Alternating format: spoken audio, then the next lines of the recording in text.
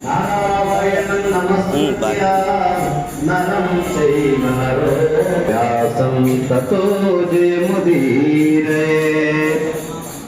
ఆశ్రమ పీఠాధిపతులు శ్రీమాతాలకు ప్రణామాలతో ఇక్కడ ఈ ఆలయ నిర్మాణానికి కలిసి శ్రమిస్తూ మనందరికీ శ్రీరాముని పరమశివుణ్ణి అందజేస్తున్నటువంటి శ్రీ విష్ణుమూర్తి గారి దివ్యచరణలకు ప్రణామాలతో ఈ ఆలయ నిర్మాణానికి యజ్ఞ హోతలుగా యజ్ఞ బ్రహ్మలుగా ఉన్నటువంటి యజ్ఞ బ్రహ్మలకి పురోహితులకి మరి ఈ ఆలయానికి రూపాయి లెక్కన దాతలు ఎవరైతే ఉన్నారో వాళ్ళందరికీ శుభ ఆశీస్సులు శుభ స్మరణలు తెలియజేస్తూ ఆత్మీయ బంధువులారా, కాలం అన్నిటికంటే విలువైంది కాబట్టి దేవుడు మనం రమ్మంటే రాడు, పొమ్మంటే పోడు. ఆయనకు ఇష్టం వస్తే వస్తాడు, లేకుంటే రాడు. పరమశివుడిని ఏమంటారండి? దేవుడు కాదాయన మహాదేవం మహాత్మానం మహాధ్యాన పరాయణం మహాపాపహరం దేవం మకారాయ నమో నమః. మహాదేవుడు శివుడు ఏం కావాలండి ఆయనకు? దోసడు నీళ్లు మీద పోసి ఒక్క బిల్వ పత్రం పెడితే సంతోషపడతాడా?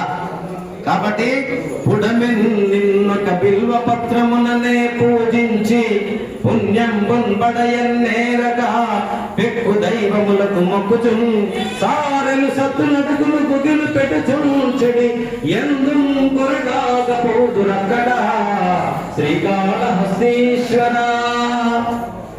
దోసడు నీళ్ళు వేయండి అయ్యా శివుడి మీద, ఒక్క మారేడుదలం పెట్టండి అయ్యా శివుడి మీద. బాధ్యత ఎవరిదండి? సమాజాన్ని ఉద్ధరించే బాధ్యత సన్యాసుల పైన ఉంటుందండి. వాళ్ళకు ఏముండదు. మనం అనుకుంటాం సన్యాసులుగా మళ్ళాగానే మనుషులు అనుకుంటాం, కానీ వాళ్ళు జీవన్ ముక్తులుగా చెప్పింది మన శాస్త్రం.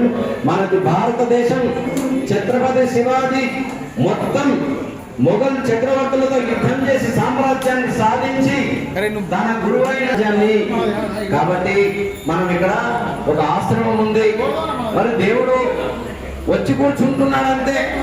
దేవుడు విశ్వామిత్రుడు రాముని పిలిచాడు, వచ్చాడు, కూర్చున్నాడు. కాబట్టి ఇక్కడ ఒక పవిత్రమైన స్థలంగా ఎప్పుడు మారుతుందయ్యా?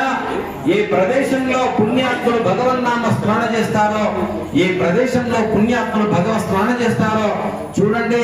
ఒకప్పుడు ఆశ్రమం ఉన్నదా లేదా అనే అనుభూతులు ఉండేది ఇక్కడ. మరి ఇక్కడ భగవంతుడు వచ్చి కూర్చున్న తర్వాత ఇది ఒక క్షేత్రం అయిపోయింది. ఇంతకుముందు ఆశ్రమం ఎలాగూ ఉన్నది కూడా. కాబట్టి మనము ఎక్కడైనా ఒక మంచి పని జరుగుతుందంటే దానికి సహాయ సహకారాలు అందించాలి. కొంతమంది పుణ్యాత్ములు ఉంటారమ్మా, దాతలు కూడా ఉత్తమ దాతలు, మధ్యమ దాతలు, అధమ దాతలు అని ఉంటారు. కొంతమంది పుణ్యాత్ములు ఉన్నారు ఇక్కడ, వాళ్ళ పేర్లు చెప్పండి.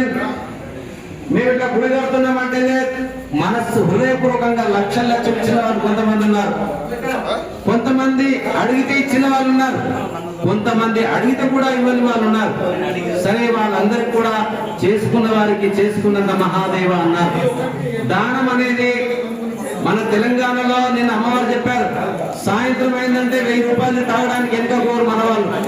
కానీ ఒక పుణ్యమైందంటే దానికి ముందుకు రావడానికి మన సమాజం వల్ల ముందుగా లేదు.